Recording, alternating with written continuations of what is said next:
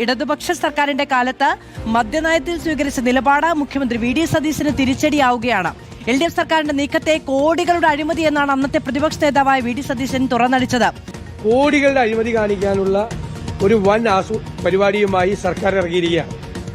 വീര്യം കുറഞ്ഞ മദ്യത്തിന് നികുതി കുറച്ചു കൊടുക്കാൻ വേണ്ടിയിട്ടുള്ള ഒരു നടപടിയുമായി സർക്കാർ മുന്നോട്ട് പോവുകയാണ്. സർക്കാരിന് കിട്ടേണ്ട കോടികൾ വലിയ ഡിസ്റ്റിലറികൾ എത്തിക്കാൻ വേണ്ടിയിട്ടുള്ള അഴിമതിയാണ് ഇതിന്റെ പുറകിൽ. വീര്യം കുറഞ്ഞ മദ്യത്തിന് ഇപ്പോ 250ഉം 300ഉം ഒക്കെയാണല്ലോ ഇപ്പൊ നികുതി. അത് 100ൽ താഴെ നികുതിയാക്കാൻ വേണ്ടിയിട്ടുള്ള ഒരു ശ്രമമാണ് നടക്കുന്നത്.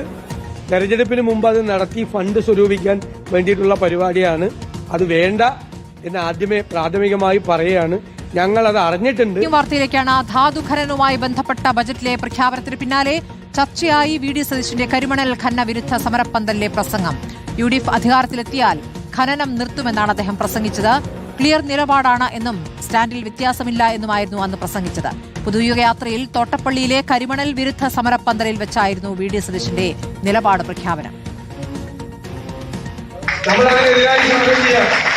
അതിനെതിരായി നമ്മൾ സമരം ചെയ്യാം. നമ്മൾ അധികാരത്തിൽ വരുമ്പോൾ അപ്പം നിർത്തും.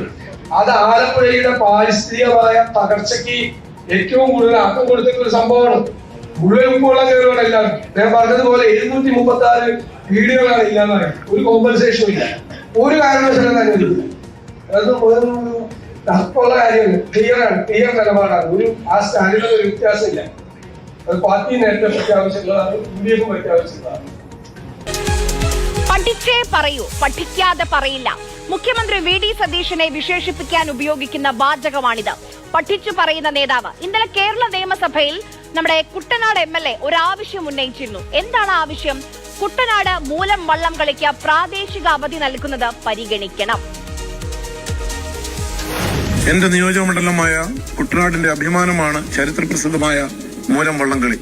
ഈ വള്ളംകളി നടക്കുന്ന ദിവസം, അതായത് 29/6/2026 കുട്ടനാട് താലൂക്കിന് പ്രാദേശിക അവധി നൽകണമെന്ന ആവശ്യം വർഷങ്ങളായി ജനങ്ങൾ ഉന്നയിക്കുന്നു. അത് പരിഗണിച്ച് കുട്ടനാട് താലൂക്കിന് പ്രാദേശിക അവധി അനുവദിക്കണമെന്ന് അഭ്യർത്ഥിക്കുന്നു. ആ പ്രദേശത്തുകാരുടെ ആവശ്യമെന്ന നിലയിൽ അത് സർക്കാരിനെ അറിയിക്കേണ്ടത് ജനപ്രതിനിധി എന്ന നിലയിൽ അദ്ദേഹത്തിന്റെ കടമ. തീർത്തും ന്യായമായ ആവശ്യം. ആരാണ് കുട്ടനാട് എം.എൽ.എ? യു.ഡി.എഫ് എം.എൽ.എ തന്നെയാണ് റെജി ചെറിയാൻ. ഈ ആവശ്യത്തോട് നമ്മുടെ മുഖ്യമന്ത്രി എങ്ങനെയാണ് പ്രതികരിച്ചത്?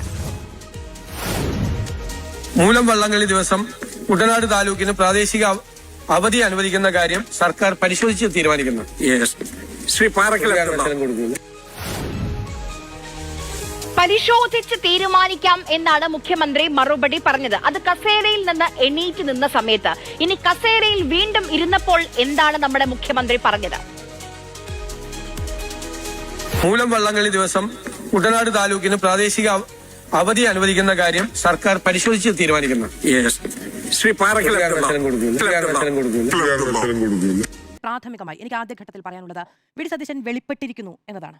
ഈ നമ്മൾ പറയുമല്ലോ, മനസ്സിലുള്ളതല്ല വാക്കിലുണ്ടാവുക. അദ്ദേഹം പറയുന്നത് വാക്കാണ് പ്രധാനം. എന്നിരുന്നാലും വാക്ക് പറയുന്നതല്ല പ്രവർത്തിക്കുക എന്ന 3 കാര്യങ്ങളുള്ള ഒരു തെന്നൽ വളരെ പ്രകടമായി കാണാൻ കഴിയുന്നുണ്ട്. അത് നേരത്തെ സുനിൽ സാർ ചൂണ്ടിക്കാണിച്ചതുപോലെ വളരെ കൃത്യമായ ഒരു കാര്യമാണ് ഈ വള്ളം കളിയുമായി ബന്ധപ്പെട്ട കാര്യം. ഞാൻ വിചാരിക്കുന്നത് അദ്ദേഹത്തിന് അത് പറയേണ്ടുന്നതില്ല, അല്ലേ?